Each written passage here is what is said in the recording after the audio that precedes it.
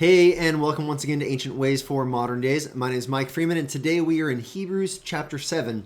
Now, we ended the last week looking at chapter 5 and 6 and really wrestling with this challenge, this exhortation, this strong encouragement, this charge to mature in the faith, to become those who aren't just those who drink milk, spiritually speaking or theologically speaking, but feast on meat, solid doctrine.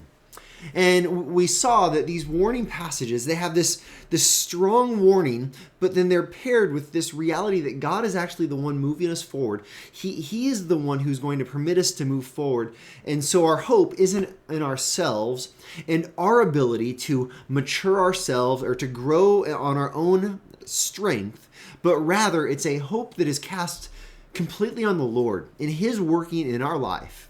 And so I want to start by just reminding you that the Lord's faithful. And this text in Hebrews 7, it kind of just increases our awareness and ultimately our awe of the working of the Lord in our life and in His faithfulness.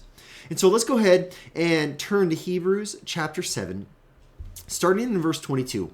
And we're going to find some amazing things. This is talking about Jesus and His priesthood and how His priesthood is superior than the previous priesthoods that were temporary and only earthly. Let me jump in. Verse 22 says, "This makes Jesus the guarantor of a better covenant, a better promise." It says the former priests were many in number because they were prevented by death from continuing in the office, but He holds the priesthood permanently because He continues forever. Now this just makes sense. The high priest would die and then a new one would take his place. Jesus is better because through His death and resurrection, He is reigning eternally. And let's continue. Verse 25, "Consequently, He is able to save to the uttermost those who draw near to God through Him, since He always lives to make intercession for them." He is able to save to the uttermost, to the very furthest extent, those who draw near to God, not through their own maturity, not through their own hard work, not through their own moral superiority, but through Christ. Since He lives to make intercession with or for them, He's praying for us. For it was indeed fitting that we should have such a high priest, holy, innocent, unstained, separated from sinners, and exalted above the heavens. This is Jesus. This is how it describes Him. He has no need, like those high priests, to offer sacrifices daily. First for His own sins. He wasn't a sinner. And then for those of the people, since He did this once for all when He offered up Himself, the ultimate sacrifice. For the law appointed men in their weakness as high priests, but the word of the oath, which came later than the law, appoints a Son who has been made perfect forever.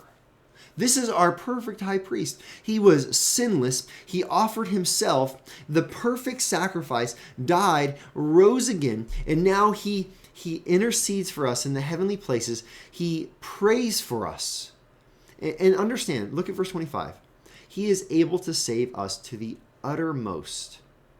Brother or sister, you have trusted in Christ, and you have sinned again. You have messed up again. Maybe you've really gotten into it this time. What do? You say, "I just got to fix my life. I just got to be better. Why did I do wrong? I'm going to be better next time." What do? You fall upon the grace and mercy of Christ. You cast your hope upon Christ. You trust in Christ once again. This goes back to last week when we look at how maybe we feel like we're those who we have not grown in our faith as we should. We are those who seem to be stuck on a milk diet, not on a meat feast. And we say, "Man, maybe I'm just a failure. Maybe I've messed up so much that I'm not saved." Here's what you do in that moment. You don't trust in yourself. You don't look at your own ability to be good. I know this is repetitive, but listen, this is so important. In that moment, flee to the cross. Fall upon His mercy and grace. In that moment, once again, do not trust in your own goodness, but recognize your own wickedness and trust in Christ, in his perfect sacrifice. He is the great high priest. He lives to make intercession. He prays for us right now, even in our frailty, even in our weakness, even in our rebelliousness. He has saved us. And as we look upon him, then we begin to grow. Then we begin to mature. Then we begin to desire to know the truth and discern what is right and wrong. Then we begin to have our character formed in Christ, not because we're trying better and we're doing more and we're working harder, but because we have cast our hope, our faith, our trust, our everything upon the great high priest. This is the ancient way for our modern day.